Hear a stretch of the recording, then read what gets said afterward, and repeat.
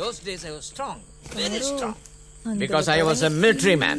15 മുട്ടയുടെ വെള്ളയും പുഴുങ്ങിയ 3 ഏത്തപ്പഴവും ഓട്സുമായിരുന്നു എന്റെ ബ്രേക്ക്ഫാസ്റ്റ്. ചിട്ടയായ ഭക്ഷണം, ചിട്ടയായ വ്യായാമം. യുനോ, അന്ന് എനിക്ക് മാത്രമേ ഒരു ബുള്ളറ്റ് ഉണ്ടായിരുന്നുള്ളൂ. ഞാനത് ജർമ്മനിയിൽ നിന്ന് പ്രത്യേകം പറഞ്ഞ് ഇമ്പോർട്ട് ചെയ്തതാണ്. ആ ബുള്ളറ്റിൽ ഞാൻ വലിയ ശബ്ദത്തിൽ ചെത്തിയടിച്ച് എല്ലാ ദിവസവും വൈകിട്ട് ഒരു കറക്കമുണ്ട്. ഈ ആന്റി അന്നവിടെ മിലിറ്ററി നേഴ്സാ. അവിടുത്തെ പെണ്ണുങ്ങൾക്കെല്ലാം ഞാനൊരു ഹരമായിരുന്നു.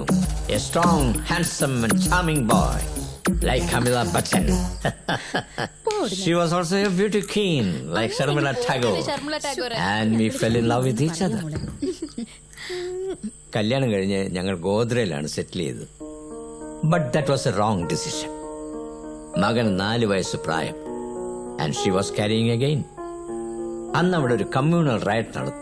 In 1984 March, around 150 people were brutally killed and we also suffered. We lost our child. ആ കലാപത്തിന്റെ നടുവിലെവിടെയോ ഞങ്ങൾക്ക് ഞങ്ങളുടെ മകനെ നഷ്ടപ്പെട്ടു. It has been 25 years now and still we are hopeful. അവൻ വരും. അപ്പോ ആന്റി ക്യാരി ചെയ്ത രണ്ടാമത്തെ കുട്ടിയോ? മകനെ നഷ്ടപ്പെട്ട ഷോക്കിൽ ആ കുട്ടി അബോട്ടായി. Such horrible days. പക്ഷെ ഇപ്പൊ ഞങ്ങൾക്ക് വിഷമമില്ല. ഈ പെൺകുട്ടികളെ പേയിങ് ഗസ്റ്റുകളായിട്ടല്ല, ഞങ്ങളുടെ സ്വന്തം മക്കളായിട്ടാണ് കാണുന്നത്. What? Nothing. Then why are you laughing at me? എന്റെ അങ്കിളെ ഈ കഥ 15ാമത്തെ പ്രാവശ്യം കേൾക്കുന്നത്. ഓരോ തോണ പറയുമ്പോൾ ഓരോ പൊടിപ്പും തൊങ്ങലും കൂടും. ഈ മിലിറ്ററിക്കാരെല്ലാം നുണയന്മാരാ. ഞാൻ എന്ത് നുണയാ പറഞ്ഞത്? ഞാൻ അമിതാഭ് ബച്ചനെ പോലെ അല്ലായിരുന്നോ? Come, I'll show you my pictures, idiot. അയ്യോ, അതൊരു 400 പ്രാവശ്യം കണ്ടിട്ടുണ്ട് അമിതാഭ് ബച്ചൻ തന്നെ. ഇന്ന് പറഞ്ഞപ്പോ ഒരു ബുള്ളറ്റ് പുതുതായി കറിയാലോ, അതെവിടുന്നാ? No, ബുള്ളറ്റ് എനിക്ക് ഉണ്ടായിരുന്നു, ഇമ്പോർട്ടഡ് ഫ്രം ജർമ്മനി. പിന്നെ പട്ടാളക്കാരെല്ലാം ജർമ്മനിയിൽ നിന്ന് ബുള്ളറ്റ് ഇമ്പോർട്ട് ചെയ്ത് ഓടിച്ച് കളിക്കല്ലേ. ഒന്ന് പോവന്റെ അങ്കിളെ. പോടാ നിർക്കോലി. തിന്നുന്നല്ല എല്ലിന്റെ ഇടയിലേക്കാ പോകുന്നത്, ബുദ്ധിയിലേക്കല്ല. 10 പൈസക്ക് വിവരമില്ലാത്ത. ഓ, തല്ലുകൂടാതിരിക്കുന്നുണ്ടോ? Behave yourself. നമുക്കൊരു ഗസ്റ്റ് ഉണ്ട്. ജോണിച്ചാ, ഇത് ഇവിടെ പതിവ്, കാര്യാക്കണ്ട. വാ, ഡിന്നർ റെഡി ആയി, കഴിക്കാം. പടാ. യെസ്.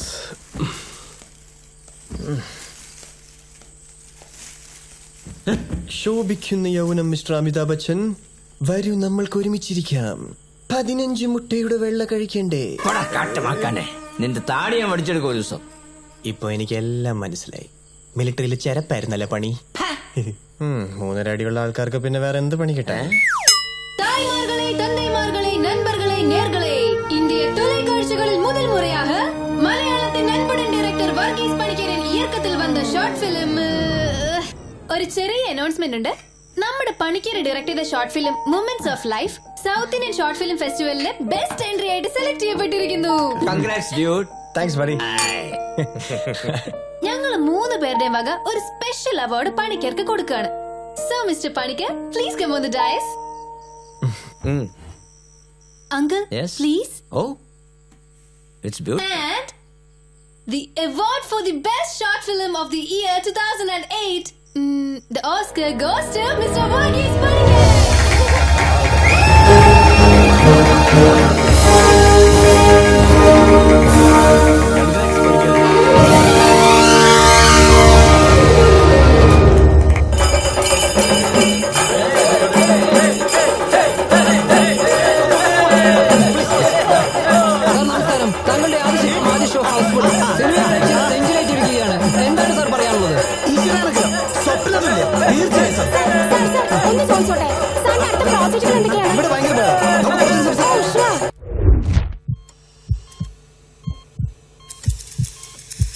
ഓപ്പറേഷൻ കഴിഞ്ഞോ സാറന്മാരെ? ഇന്ന് വെള്ളിയാഴ്ചയാണ്. ഒരു പടം റിലീസായിട്ടുണ്ട്, നിങ്ങൾ അത് കണ്ടിട്ടുണ്ടാവും. ആ പടത്തിന്റെ പോസ്റ്റ്മോർട്ടം നടത്തിക്കൊണ്ടിരിക്കുകയാണ് ഇപ്പോൾ. നിങ്ങളെ കാലങ്ങളായിട്ട് കാണുന്നത് കാരണം ഇതൊക്കെ കൃത്യമായിട്ട് അറിയാം. കുഞ്ഞാടുകളെ, പടം എങ്ങനെയുണ്ട്? ഒറ്റ വാക്കിൽ പറയുക. ഓ, പ്രത്യേകിച്ച് വലിയ കാര്യമൊന്നുമില്ല അച്ചോ. അപ്പൊ ഇന്നത്തെ സെക്കൻഡ് ഷോ ക്യാൻസൽ. അയ്യോ, മോള് കാണണം എന്ന് പറഞ്ഞിരിക്കായിരുന്നു, കൊള്ളില്ലേ? ഓ, അങ്ങനെ കൊള്ളായിക്കൊന്നുമില്ല അങ്ങളെ. ടിക്കറ്റ് വേണേ ഞാൻ ഒപ്പിച്ചേരാം. ഒന്ന് പോടാ അവിടുന്ന്. അങ്ങളെ, ഒരു യൂഷ്വൽ പടം, നമ്മൾ സ്ഥിരമായിട്ട് കാണുന്ന ഒരു സ്റ്റോറി, അത്രേ ഉള്ളൂ. ഓ, എനിക്ക് ആ ക്ലൈമാക്സ് കണ്ടപ്പോഴേ ഡയറക്ടർ തലക്കിട്ടൊന്ന് കൊടുക്കാൻ തോന്നിയതാ. അതുവരെ കുഴപ്പമില്ലാതെ കണ്ടോണ്ടിരുന്നാണേ അവസാനം എത്തിയപ്പോ ദേ നായികനെ തട്ടിക്കൊണ്ടൊരു പോക്ക്. എല്ലാ പടത്തിന്റെ ഒടുക്കം ഒരു ഗോഡൌണിലായിരിക്കുമല്ലോ. അവിടെ വെച്ച് വല്ലാത്തൊരു ട്വിസ്റ്റും. ഏത് പടം തുടങ്ങുമ്പോഴേ നമുക്കറിയാം വില്ലൻ അവനാണെന്ന്. ലാസ്റ്റ് വരെ നല്ലവനായി നിന്ന ഒരുത്തൻ പഴയ ഹിന്ദി സ്റ്റൈലിൽ ഹ എന്ന് ചിരിച്ച് ഞാനാണ് വില്ലൻ ഒരു പറച്ചില്. ഹോ, എന്റെ ദീപികയെ ഇനിയും നിനക്ക് കാണണമെന്നുണ്ടെങ്കിൽ പോയി കണ്ടോടാ. നിനക്കെന്താ ഇഷ്ടമുള്ളവരെ കാണട്ടെ. ടിക്കറ്റ് വേണേ പറഞ്ഞാ മതി. കുറ്റം പറയരുതല്ലോ അങ്ങളെ, പടം നല്ല എന്റർടൈൻമെന്റ്. പക്ഷെ ഒരു പുതുമുഖ സംവിധായകന്റെ പടമല്ലേ, അതിലെന്തെങ്കിലും പ്രത്യേകത കാണുമെന്ന് പ്രതീക്ഷിച്ചു പോയാൽ നമ്മുടെ കുഴപ്പം. എക്സ്ക്യൂസ് മീ, ഒരു പുതുമുഖ സംവിധായകൻ നിന്ന് നിങ്ങൾ എന്താ പ്രതീക്ഷിക്കുന്നത്? പറ. പടം ചെയ്യണമെന്നും പറഞ്ഞ ഒരു 10,000 അസിസ്റ്റന്റ് ഡയറക്ടേഴ്സ് സ്ക്രിപ്റ്റും പിടിച്ച് നടപ്പുണ്ട്. അതിലൊരുത്തൻ കഷ്ടപ്പെട്ട് ഒരു സൂപ്പർ സ്റ്റാറിന്റെ ഡേറ്റും മേടിച്ചു വരുമ്പോ അതിലെന്ത് മണ്ണാങ്കട്ട പുതുമ കാണിക്കാനാ? പേടിക്കണ്ട, നിങ്ങൾ ഈ പറഞ്ഞ പടത്തിന്റെ ഡയറക്ടറെ ഞാൻ. എന്താ ക്ലൈമാക്സിന്റെ കാര്യത്തില് മാഡത്തിന് എന്റെ തലക്കെട്ട് കൊട്ടണം തോന്നുന്നുണ്ടോ? 2 കൊല്ലം പിറകെ നടന്നിട്ടാ ഡേറ്റ് ഞാൻ ഒപ്പിച്ചത്. അത് കഴിഞ്ഞ് 3-4 മാസം ഊണും ഉറക്കമില്ലാതെ കഷ്ടപ്പെട്ടതിന് ശേഷം ഇന്നെന്റെ പടത്തിന്റെ റിലീസാ. തിയേറ്ററിൽ ഹൗസ്ഫുൾ ബോർഡ് കണ്ട സമാധാനത്തോടു കൂടി ഒരു ചായ കുടിക്കാൻ വന്നതാ. സമ്മതിക്കത്തില്ല. സോറി, സാറിന് വിഷമമായെങ്കിൽ ക്ഷമിക്കണം. ഞങ്ങൾക്ക് ആളെ മനസ്സിലായില്ല. സോറി മോനെ. സാധാരണ പ്രേക്ഷകരെ അവിടെ കൈയടിക്കുന്നുണ്ടിട്ടാ നമ്മളിവിടെ പോന്നത്. ഇവരെ പോലെ സിനിമ ഉദ്ധരിക്കാന്നും പറഞ്ഞ് നടക്കുന്നവരെ തൃപ്തിപ്പെടുത്തേണ്ട കാര്യമൊന്നും നമുക്കില്ലേ? സർ, ഞങ്ങളും സാധാരണ പ്രേക്ഷകർ തന്നെയാ. പക്ഷെ എക്സ്പെക്ട് ചെയ്ത പോലെ ഡോ, എന്റെ ആദ്യ പടം ഇത്. എന്നെ സംബന്ധിച്ചിടത്തോളം എനിക്ക് അതിന്റേതായ പരിമിതികളുണ്ട്. സർ, ഇത് താങ്കളുടെ ആദ്യ പടമാണോ അവസാന പടമാണോ എന്ന് പ്രേക്ഷകൻ അറിയേണ്ട ഒരു കാര്യമില്ല. കണ്ടുമടുത്ത സീനുകളും കഥകളുമായിട്ട് ഒരു പുതുമുഖ സംവിധായകനും കൂടി വരുമ്പോ ഒരു വിഷമം, അത്രേ ഉള്ളൂ. നിങ്ങളൊക്കെ ആര് പ്രേക്ഷകരായിട്ട് കാണുന്നു? രാവിലെ അപ്പന്റെ പോക്കറ്റ് മണിയുമായിട്ട് ഇറങ്ങും. എന്നിട്ട് ഇതുപോലെയുള്ള ഏതെങ്കിലും റെസ്റ്റോറന്റിൽ ഇരുന്ന് വല്ലവനും കഷ്ടപ്പെട്ടുണ്ടാക്കിയ സിനിമയെ നാണം കെട്ട് വിമർശിക്കും. Useless fellows. ലക്ഷ്യബോധമില്ലാത്ത ഇവരെ പോലെയുള്ളവരാണ് ഈ ജനറേഷന്റെ ശാപം. Idiots. അപ്പൊ നമ്മൾ എന്താ പറഞ്ഞ? സർ, വാ.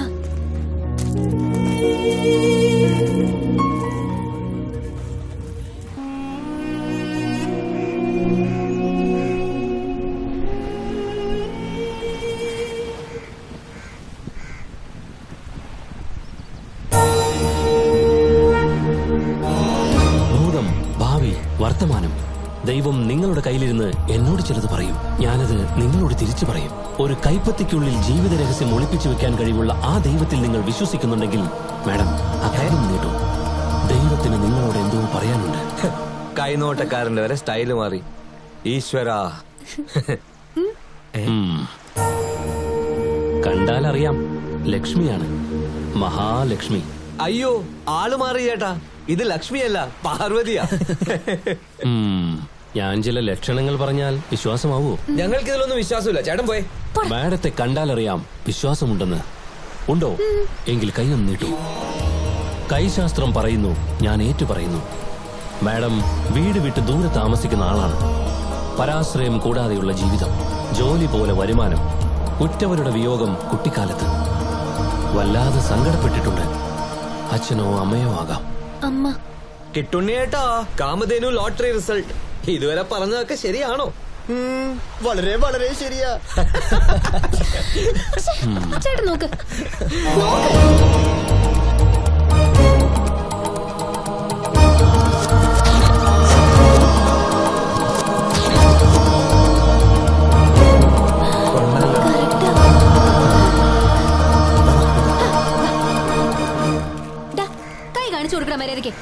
അത് കൊള്ളാം. ഈ ഭൂതം പറഞ്ഞിട്ടാണോ എനിക്ക് എന്റെ ഭാവി? പിന്നെ വലിയ സിനിമ ഡയലോഗ് ഒന്നും അടിക്കണ്ട നീ. ഇയാള് പറയുന്നതെല്ലാം കറക്റ്റാ. അല്ലെങ്കിൽ ഞാൻ എഴുത്തുകാരനാന്ന് ഇയാൾക്ക് എങ്ങനെ അറിയാം? ഈ കൈവച്ച് ഫേമസ് ആവുന്ന ഇയാള് പറയുന്നേ. അയ്യോ, വലിയ കാര്യമായിപ്പോയി. നിന്നെ കണ്ട ഏത് പട്ടിക്കുഞ്ഞിനും അറിയാം പേനി ഒലിപ്പിച്ച് നടക്കുന്നവനാണ്. നടക്കുന്നത്. I like that.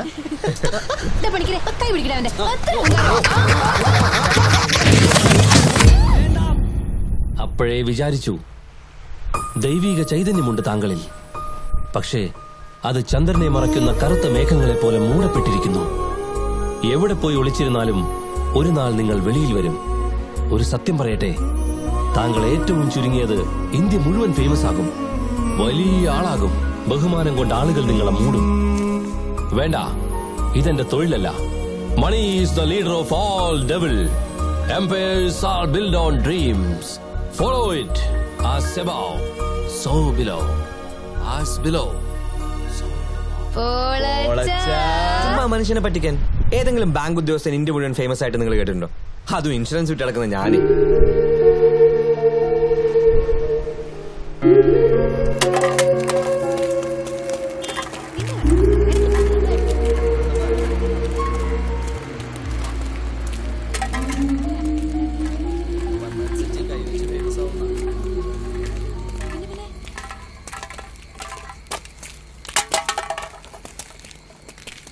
നമുക്കൊരു സിനിമ പിടിച്ചാലോ?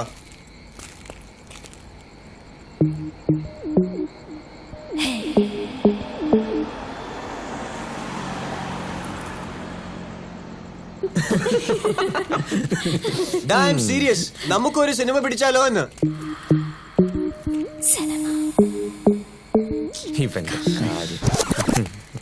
പണിക്കരെ, ലോകത്ത് പണികൾ രണ്ടായി തരം തിരിച്ചിരിക്കുന്നു.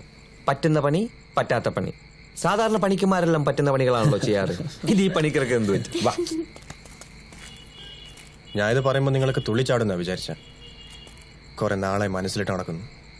കഴിഞ്ഞ ദിവസം റീനയുടെ ആ പറച്ചിലിന് അത് സ്ട്രോങ് ആയത്. അവളെന്താ പറഞ്ഞേ? അവൾ വുഡ്ബിക്ക് നമ്മളെ ഇൻട്രൊഡ്യൂസ് ചെയ്ത് കേട്ടിരുന്ന ഒരു പണിയില്ലാത്ത 4 പേരെന്ന്.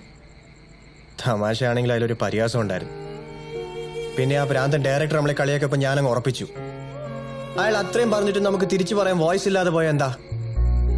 ഒരു കണക്കിന് റീനെ ആ ഡയറക്ടർ പറഞ്ഞ് ശരിയാ.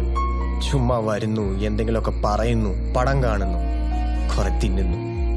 അയാൾ പറഞ്ഞ പോലെ ഒരു ലക്ഷ്യബോധം ഇല്ലാത്ത ലൈഫ്. നോൺസെൻസ്. എടാ, നമുക്കൊരു ഇത്തിരി പ്രൊഡക്റ്റീവായ എന്താ തെറ്റ്? അതാ ഞാൻ പറഞ്ഞത്, നമുക്കും ഒരു സിനിമ പിടിക്കാം. പിന്നെ ഇതൊക്കെ നടക്കാൻ പോകുന്ന കേസാണോ? പക്ഷേ ആ കൈനോട്ടക്കാരൻ പറഞ്ഞത് കൂടി കൂട്ടി നോക്കുമ്പോ ഇപ്പൊ നമ്മൾ എന്തെങ്കിലും ചെയ്താ ശുക്രനായിരിക്കും. വക്രനായിരിക്കും. ഒന്ന് പോടി അവിടുന്ന്. ഇവൻ ചുമ്മാ പൊട്ടത്തരം പറയുമ്പോ ആ ഡയറക്ടർ പറഞ്ഞതും കേട്ട് വാശിപ്പുറത്ത് നമ്മൾ പടം പിടിക്കാൻ ഇറങ്ങിയാലേ പിണ്ടിയിടും, പിണ്ടി. എടാ, അത് മാത്രം പറയരുത്.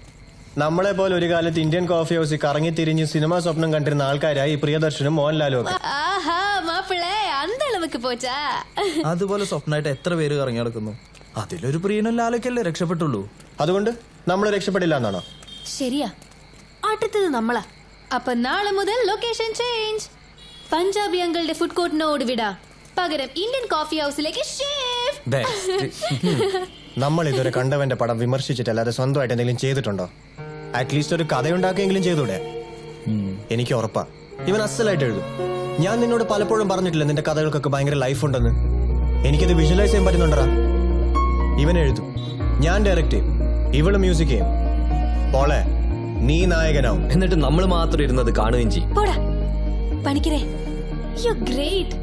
സത്യം, എനിക്കങ്ങ് ബോധിച്ചു. പണ്ടങ്ങാണ്ടോ സ്കൂളിൽ നാടകത്തിന് ബെസ്റ്റ് ആക്ടർ പ്രൈസ് മേടിച്ചെന്ന് വെച്ച് അതും കൊണ്ട് സിനിമയിൽ ചെന്ന എന്റെ ഈ മുഖം നാട്ടുകാർ കണ്ടിരിക്കില്ല പണിക്കരെ.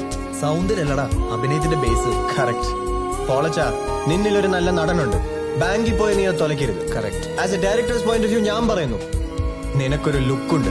ഒരു കൂതറ ലുക്ക്.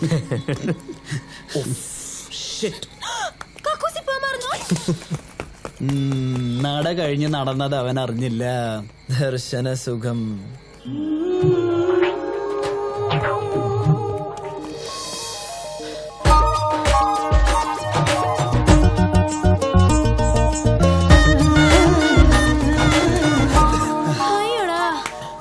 അവള് മുങ്ങി.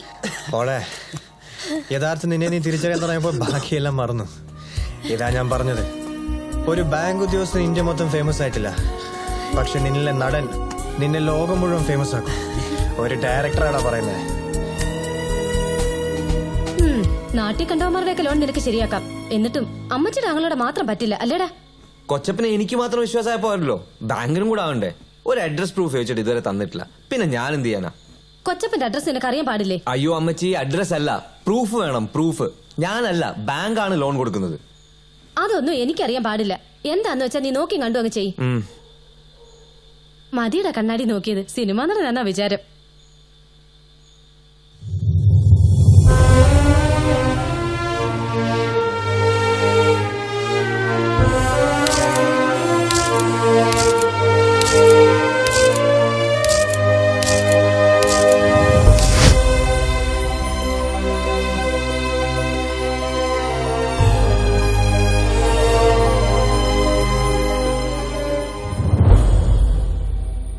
ഇരുമ്പാണി തട്ടി മുളയാണി വെച്ച് പൊൻകാരം കൊണ്ട് ചുരുക വിളക്കാൻ കൊല്ലന് 16 പണം കൊടുത്തവൻ ചന്തു. മോനെ ദിനേശ, എടഞ്ഞ കൊമ്പന്റെ കൃഷ്ണമണി തോട്ടികേറ്റി കളിക്കല്ലേ, ചവിട്ടി താത്തു നിന്ന ഞാൻ പാതാളത്തിലേക്ക്. സേതു, കത്തി നായടാ മോനെ, നിന്റെ അച്ഛനാടാ പറയുന്നേ. നീ ഇങ്ങനെ ദേഷ്യം തീർക്കണ്ട. ലോൺ കൊടുക്കാൻ പറ്റിയില്ലെങ്കിൽ കൊടുക്കണ്ട.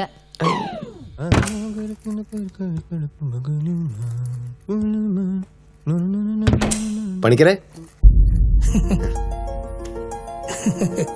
എന്താ പണിക്കരെ അന്തം വിട്ട് നോക്കുന്നത്?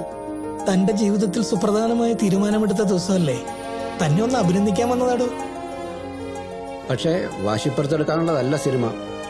അറിയാം സാർ, തീരുമാനം വാശിപ്പുറത്താണെങ്കിലും സിനിമ ചെയ്യുന്ന അങ്ങനെയല്ല. നിങ്ങൾക്കൊക്കെ അറിയാമല്ലോ എന്റെ ആഗ്രഹം. അറിയാടോ, അതുകൊണ്ടല്ലേ തനിക്കൊരു ബെസ്റ്റ് വിഷസ് പറയാൻ ഞങ്ങൾ നേരിട്ട് വന്നത്. പടം എടുത്താ പോരാ, വിജയിപ്പിച്ചും കാണിക്കണം. ഇനി പണിക്കരുടെ കാലമാണെന്ന് കേരളം പറയണം. താൻ ഭാഗ്യവാനാ. ഒരു പറ്റം ആത്മാർത്ഥ സുഹൃത്തുക്കൾ കൂടെയില്ലേ. കൂട്ടായ്മ എപ്പോഴും നല്ലതാ. അതൊരു ധൈര്യ. വിടാതെ പിടിച്ചോ കൂട്ടുകാരെ. All the best. Thank you sir.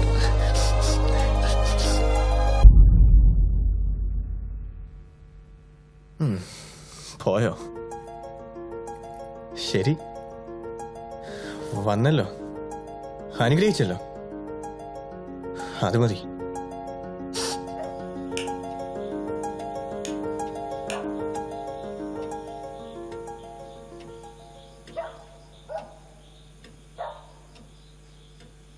സാഹിത്യകാര സദയം ക്ഷമിക്കുക. പുതിയ ലക്കം ആദ്യം ഉപ്പ ചോദിച്ചിട്ടുണ്ട്. എവിടെയാ? ബാഗിലാ. ആ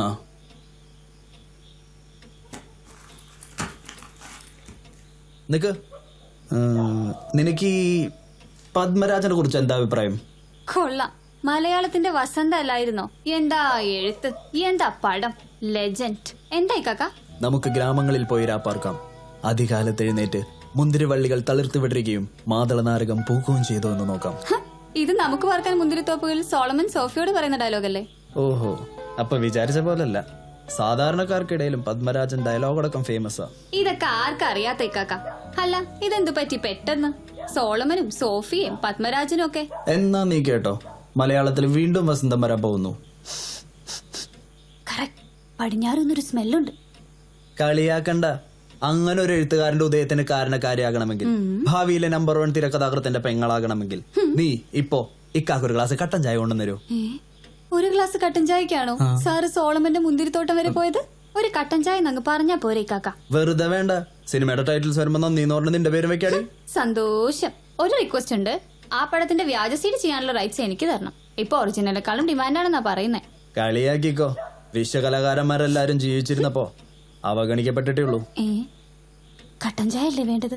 പെട്ടെന്ന് തന്നേക്കാം. ഇനി ഞാൻ കാരണം ഒരു വിശ്വകലാകാരൻ അവഗണിക്കപ്പെടണ്ട. അവക്കും